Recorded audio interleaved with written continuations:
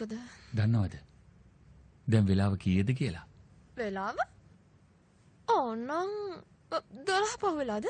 මෙච්චර රැ වෙච්ච වෙලාවක ඔය වගේ කෑග ගහ සින්දු කියන එක හරිද? ඔයාටත් ඇහුණද?